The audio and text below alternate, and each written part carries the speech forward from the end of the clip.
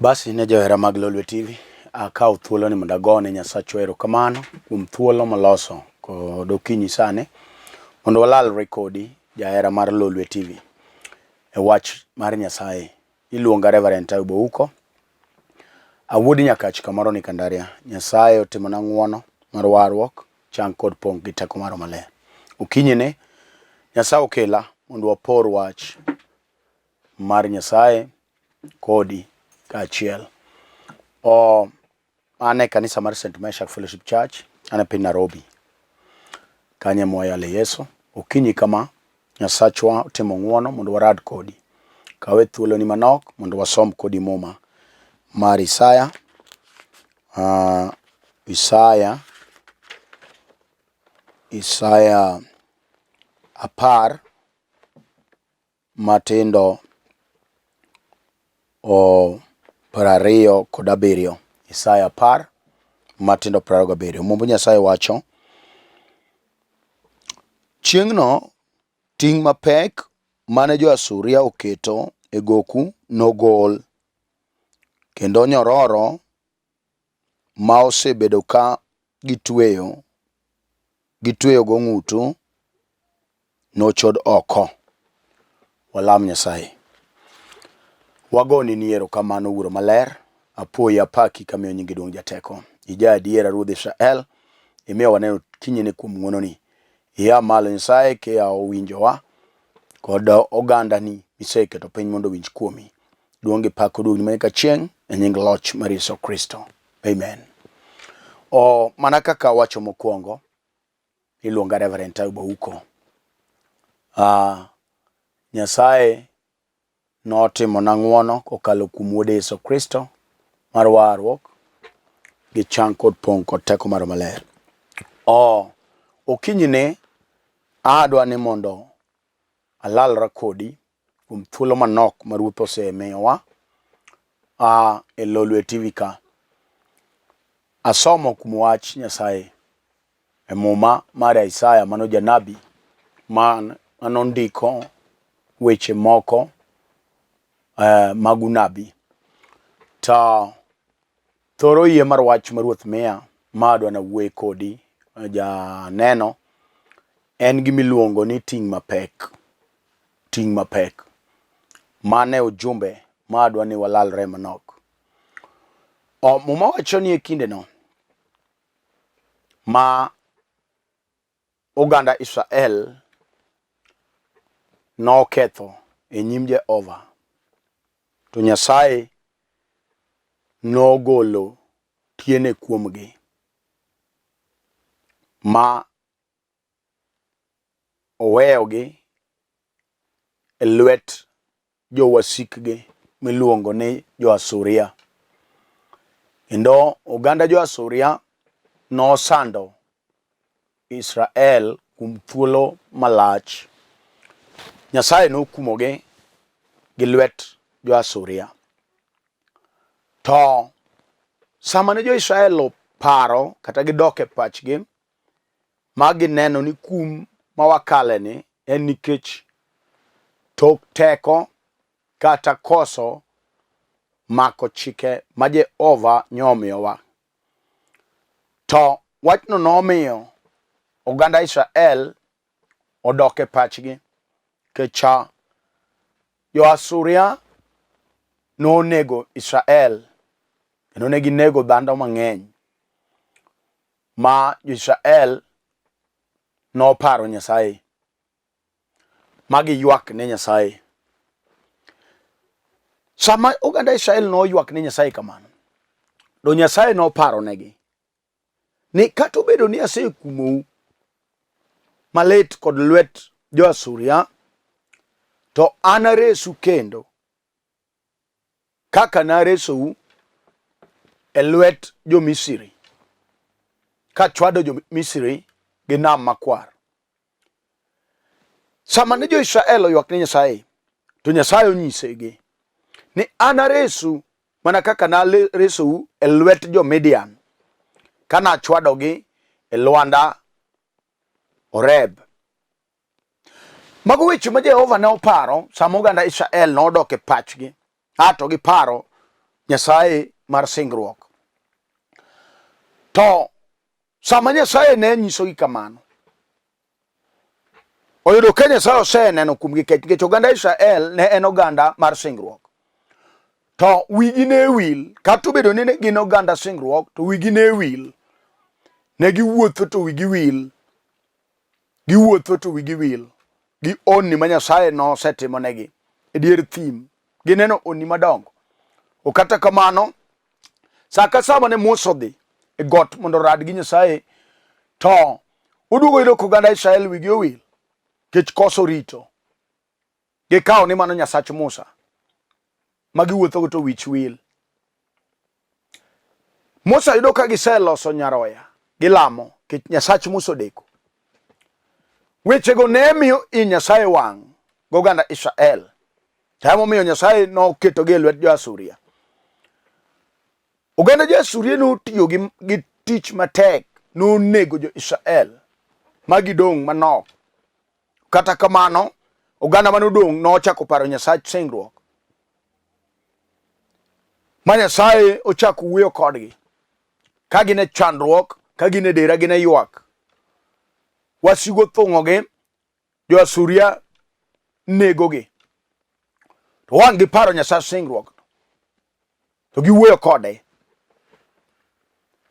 Eka Nyasaye nochako wuoyo, wacho nuwinjo, kata obedo ni asesandou, kata obedo ni asekumou gi lwet jo-Asuria, to an Nyasaye, an achako aresu kendo ne oganda matin modong'. Mana kaka naresu e kinde jo-Misri, kana chwado jo-Misri gi nam makwar, e kaka anaresu e lwet jo-Asuria. Nyasaye noparo ni kaka naresu e lwet jo-Midian, kana chwadogi e lwanda REV, e kaka an Nyasaye naresu e lwet jo-Asuria. Kama somo Isaya 10 matindo tindo 27 wacho wach moro ni chieng'no ma koro Nyasaye wuoyo goganda Israel ka gisedok e pachgi ma gineno adier ne gitimo ketho e nyim Jehova, to gidok e pachgi.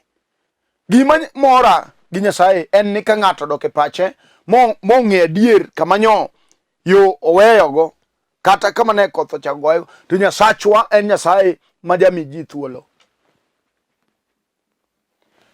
Jo-Israel oparo ketho mane gitimo momiyo Nyasaye ojwang'ogi e lwet jowasikgi, to gichak gidok ir Nyasaye. Nyasaye koro wuoyo kodgi e matindo 27 ni chieng'no anagol ting' mapek ma jo-Asuria nyo osekete goku chieng'no, kendo anachodi nyororo ma nyo tuego ng'utu gi jo-Asuria. Sama wuoyo kama e ujumbe mar ting' mapek, ng'ato winja kamobede piny kuom wach manotimo neno oganda Israel. Kawuono Israel onge, ine ma intie. Adier wan gi ji makale ting' mapek, samoro nikech wasikgi oketogi e ting' mapek. Wan gi miere okinyini sama wuoyeni makale ting' mapek nikech jasigu. Wan gi mon ma jasigu okete ting' mapek, okete ting' mapek. Samoro nojwang'o Nyasaye, to Nyasaye odhi okete e lwet wasike, kaka notimore e kinde Israel. En dala maonge gima ber manyalo wuoke, jasigu oketo ji te kale ting' mapek. Samoro en gir chien mar kong'o, imadhe maonge gima ber manyalo wuok kanyo. Ng'ata makalo kanyo to ng'eye. En ting' mapek mar kong'o mar mer. Amoro jaduong' mokwongo be nomadhe kamano to weye gine dala, wuode bo kawe gi kanyo. Kech gima nya yudo ni gini en luoro kede. In masani winja katin jaduong' dala sani miringo gi kede. Biro bedo kaki ringo gi kede e kaki biro weyo ne wuodi maduong' kata ng'ama biro wene kede mar dala. Wan gi jomo seringo marach. Giringa gunda. Ng'wech ka ng'wech nigi chikene kata tugo ka tugo nigi chike. Chalo kata mana uongozi mar dala. Ka jaduong' no oringo marach. Oringo marach ka ok oluwore gi chike mag ng'wech. Ng'wech ng'ato nyalo ringo mabed ng'ato namba achiel. To ikoso miye midila nikech ang'o? Ok oluwore gi chike mag ng'wech. Samoro oringi len machielo, owe len ni. Samoro ringo to bolo kede. Kedo lwar to pod oringo. Mago gik manyalo tamo jota ng'wech mondo kik mi ng'ato kede kata obedo namba achiel.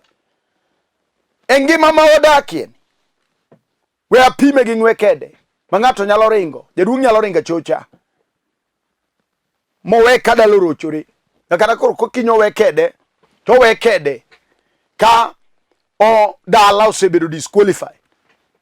Kata ng'ama wene kede kama chom onge kech no chako ng'wech marach.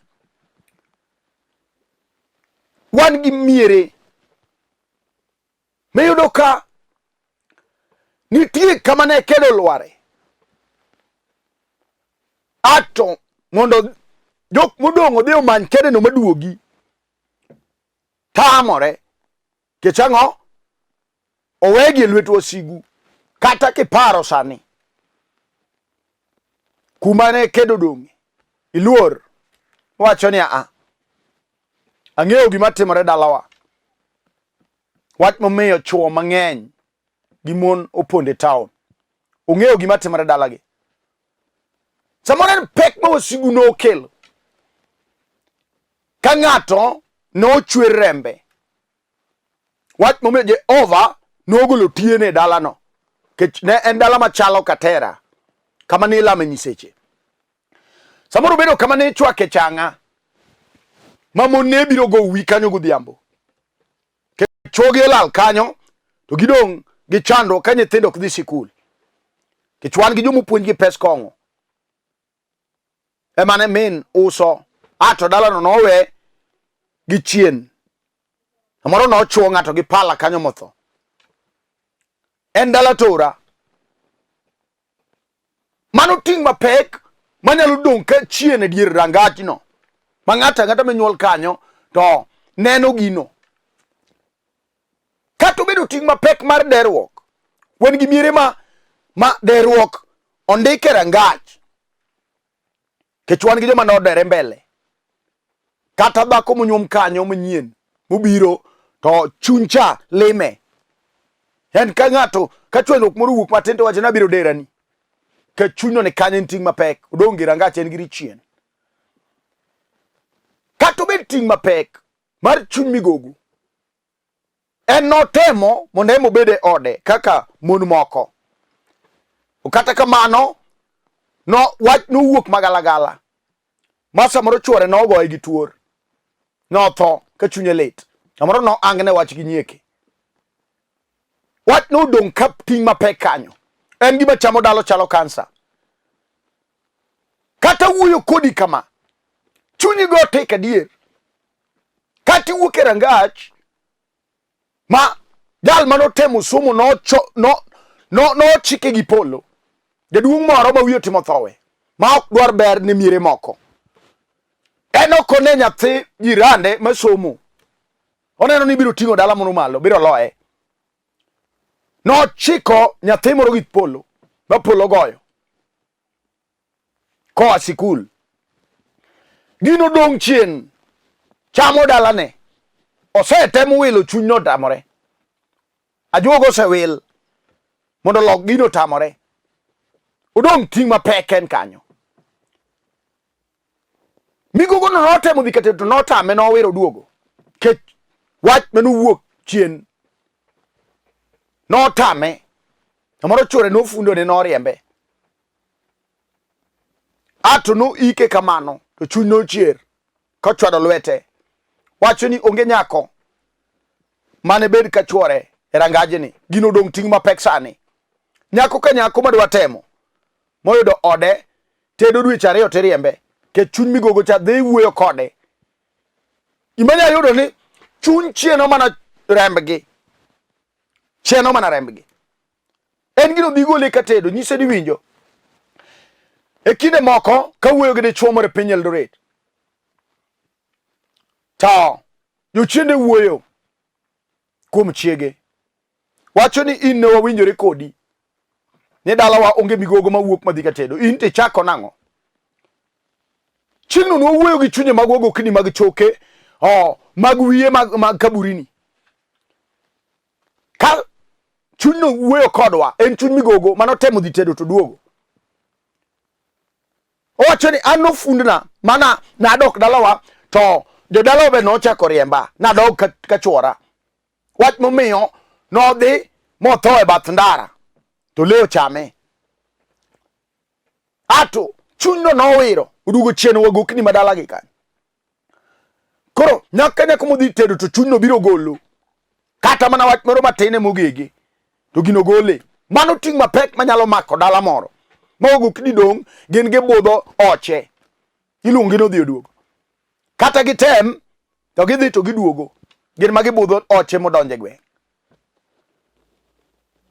Kato bedi chuny mokelo ting mapek manyiri te gin gitieba. Wan gi moko ba me kaka lon. Kech min ne okonyuom, dagi ne okonyuom, min be okonyuom, embe kaka nyuome tek.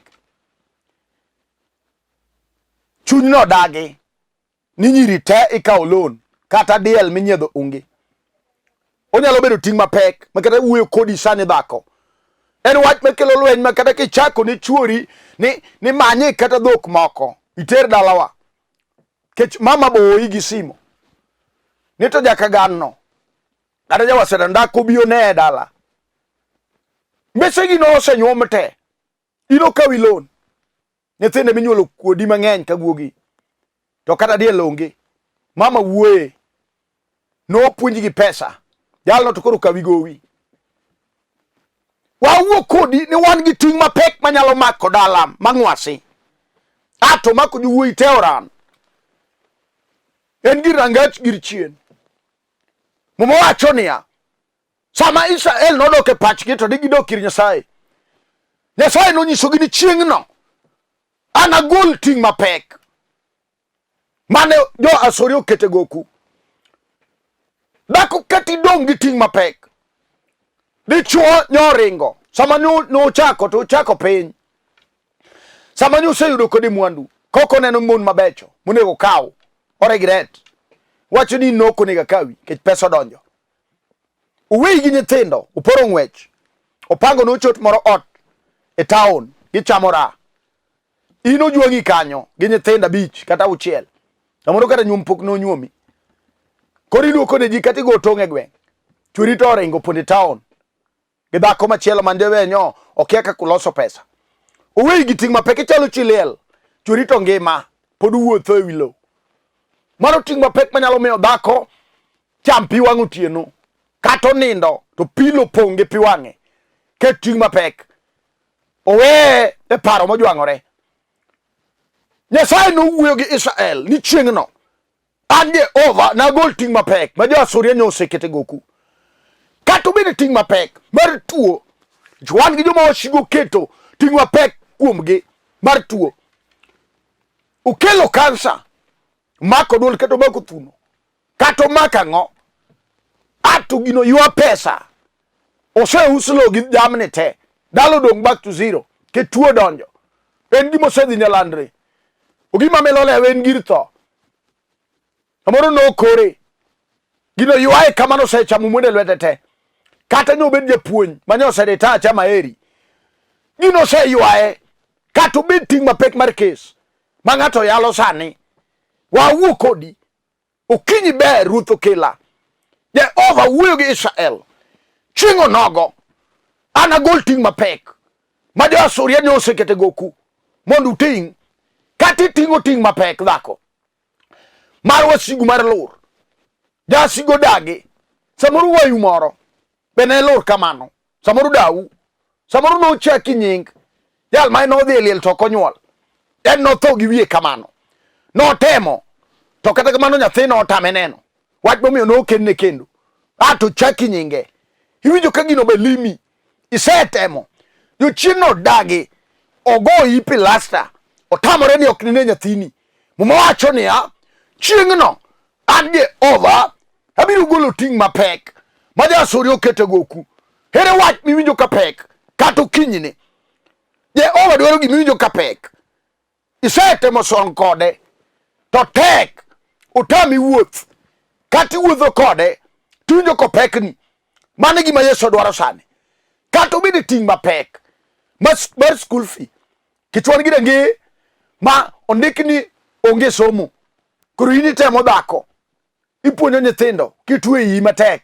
Go kondra bolo. Kidone mon weteni. Samore timo no ala. Mondo nyithini som. To Ting Mapek mar rangach mane donjeno. To ndikni onge somo. Koro nyathi temo. Kogike klas 8. To ndulu me goye piny. Mano Ting Mapek. Modagi somo. En gima tiano. Ogimo gwenyore.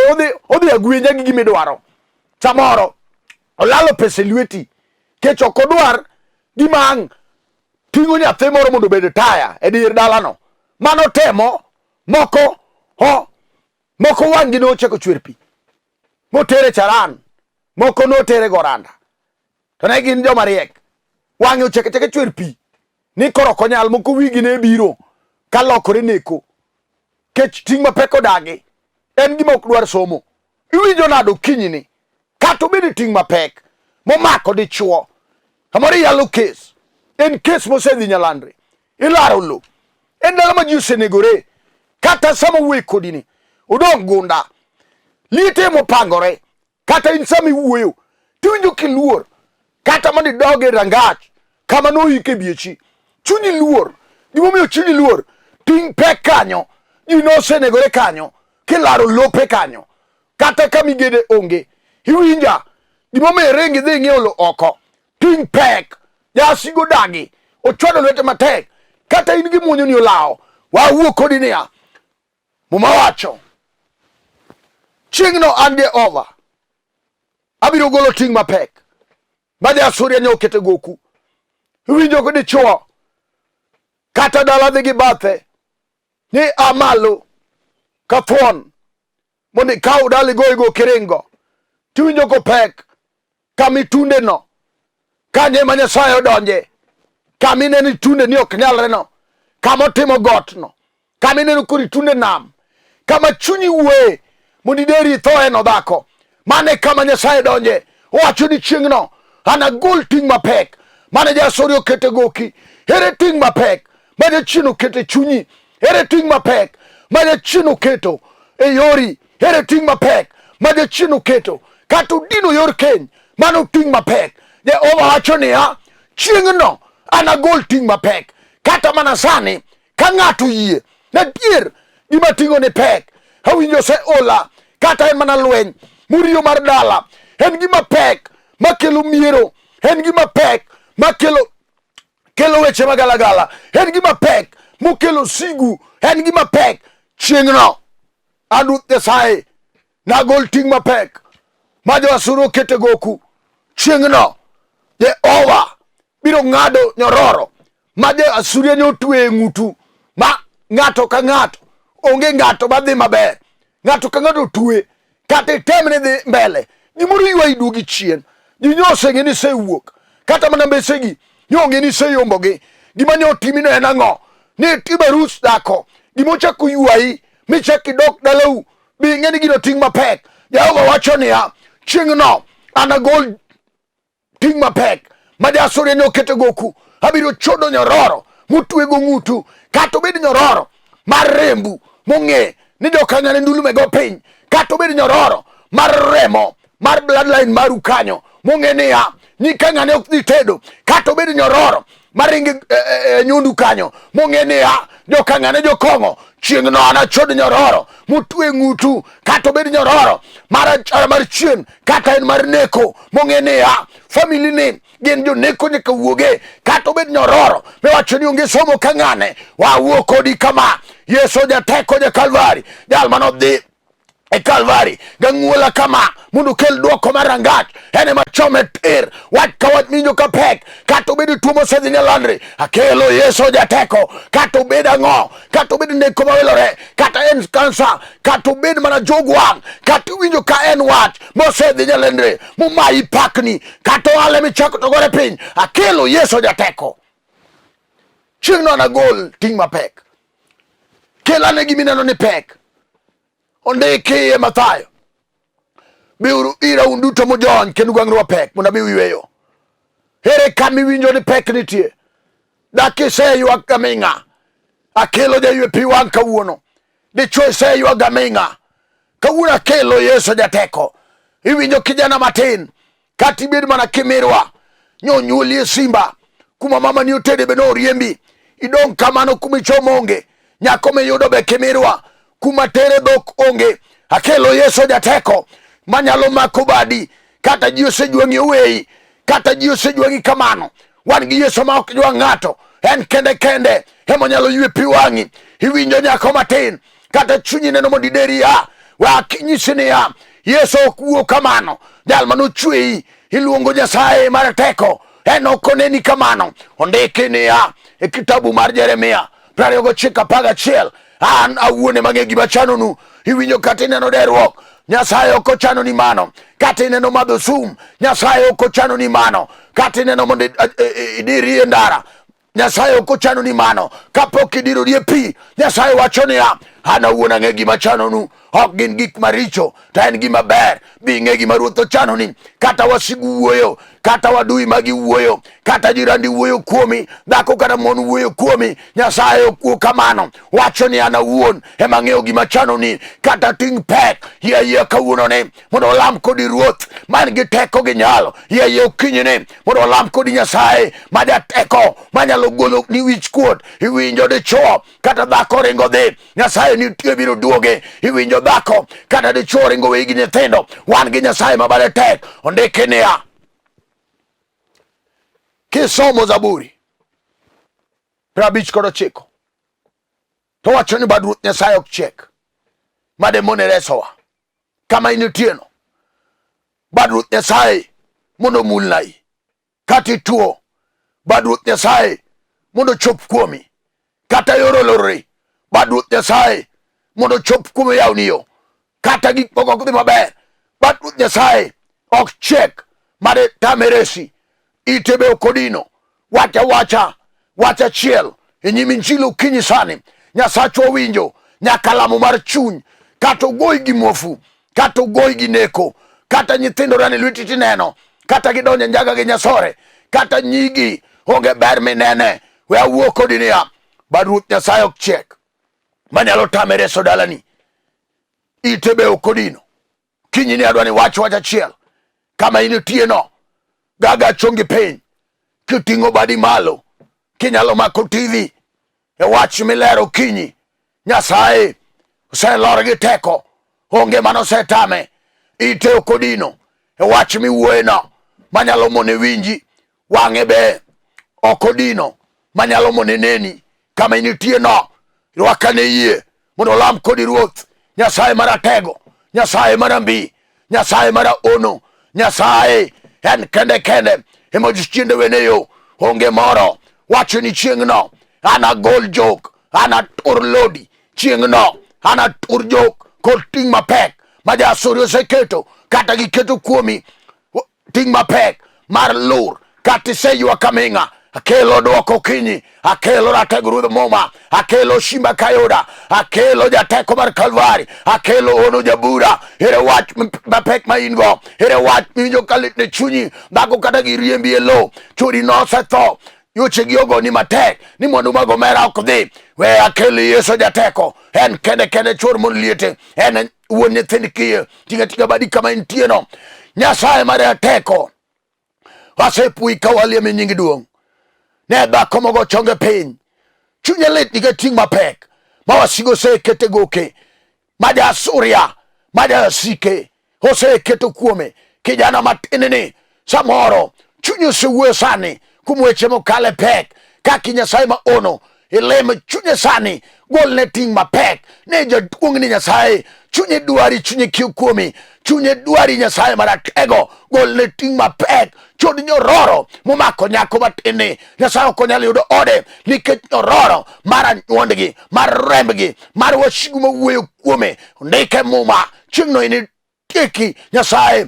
ni gol nyororo e ng'utgi, kata en gol nyororo mamiyo koso tich, kata en golne nyororo mar tuo, kata en golne Ting Mapek nikech ja-adiera. Alami kayie ni setimo ne ng'ato ka ng'ato. Par chilelni, par dichuo Nyasaye ma dhako ringo weyo, par dhako ma chuore oringo weyo oko. Erokamano ne nyathi kich, erokamano Nyasaye ne ng'ato kod ng'ato, nyaka ng'at mane ok winj maber. Sani Nyasaye segolo Ting Mapek kuome, imiye yot, ndik ni lodi mar yot. Nyasachwa, erokamano Nyasaye kuom seko timonegi ng'wono, erokamano kuom seko waro jogi. Jal madwaro warruok, Nyasaye war chunye. Erokamano ne jal ma lweny oloyo, Nyasaye lochne sani. Kata obed lweny mar lo, iseloyo. Kata obed kes ma ng'ato yalo, iselo sani. Ichango tuoche te Kalvari kuom teko mar Yesu Kristo. Asepui kayie par Lolwe TV mangima, ipar samochola ting'ni kokelo malo Nyasachwa. Iting' Lolwe te malo, nyaka wasumbi mayalo e TV ka ting'i malo. Alami kayie nisetimo gik madongo e nying loch mar Yesu Kristo. Amen. An mana wuoyo kodu iluonga Reverend Ayub uko awuodi Nyakach kamoro ni Kandaria. Aleme piny Nairobi ka e kanisa mar St. Meshach Fellowship Church. Wan e piny Kibra, Butrail Education Center kanyo ma wantie. Ng'ata madwa tudore koda, namba na ne piny kanyo, ng'iyo nembni 2. Ka ok inyal biro kama wachokore, go nembni gago, wabiro lamo kodi ruoth. Kata obed Ting Mapek momaki, Nyasaye nitie. Nyasaye mondo paru kamoro amora ma intie. Ka in e piny Nairobi, inyalo gombo biro kama wachokore, Kaugari Railways namba 8, keli kamoro ni Karanja kanyo kilor wan Butrail Education Center kanyo ma kanisa nitie. Ka in Kencom, Kaugari namba 32, Wei Karanja, kichopo Karanja wan Butrail Education Center kanyo. Go namba na wabiro kawi kanyo. E kanisa kanyo wan kod idara mopogore opogore, wan gi mine mapuonjo dak, wan gi jodongo matimo counseling, wan gi youth mane foundation mar waro, wan kod jodongo be ma puonjo timo counseling ne ji.